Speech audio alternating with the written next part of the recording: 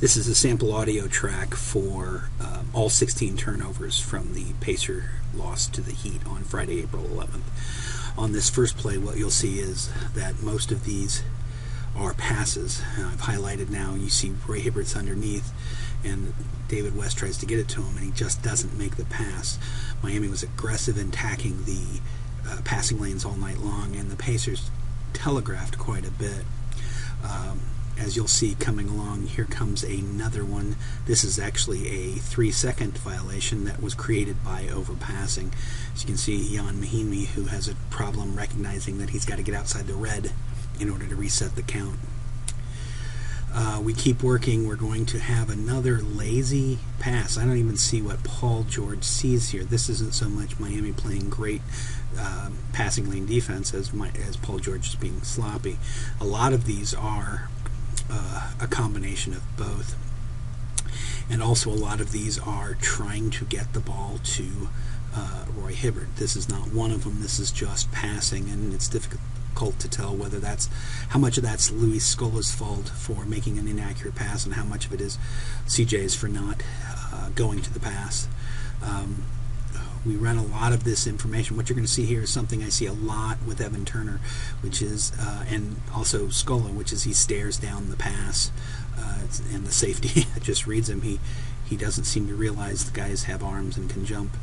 They continue to work.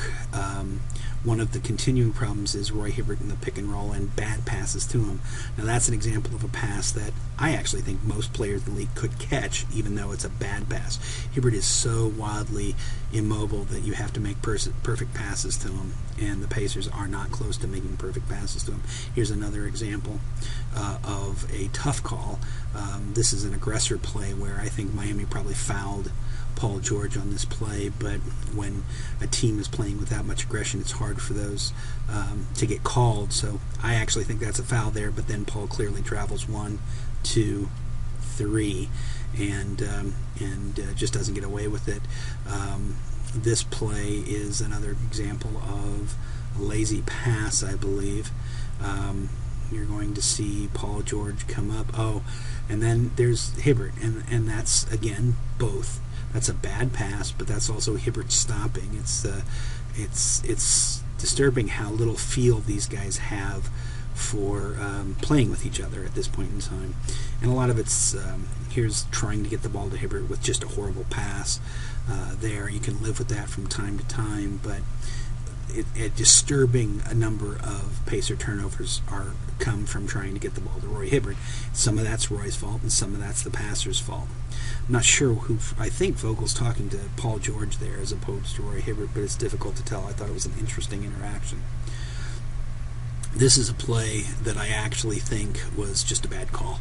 If you watch at the end here, you're going to see that when Lance takes off, that Udonis slides to the right to get under Lance. It's not egregious, so I understand why the call was made, but it's also not it's an anticipation call, and it was the wrong one. But I like that play by Lance. I think he needs to do that to be aggressive. This play coming up, this is during the stretch where they fall apart and they get trapped. And it's just a telegraphed pass. I mean, they just look at the guy, and it's like watching a high school quarterback play football. You know, they stare down their receiver the entire time, and a team like Miami, who plays the passing lanes so well, is just going to eat him up. Here's Roy in a pick and roll. Great aggressive play, defensive play by Miami. Lance thought he was fouled on that. I don't know if he was or not. Pacers go down the baseline. They cut him off. This is just a bad pass by George. Hill's been trying to do the Steve Nash run down the baseline, but a lot of times he gets in trouble and just doesn't know where he's going. Here's Scola. Watch. Turn. Look. Throw it right into the hands of the defender. That happens so many times. If you watch the Oklahoma City game, you'll see that. Now this is just irritating camera work or production work. If you watch, you can see the guys changing ends, but that's the only replay I have for that. And then this is going to be the last turnover, I believe, where it's going to be George Hill, and he's going to get in trouble, and he's going to try and throw it over guys challenging the pass. The Pacers need to work on ball fakes and better passing.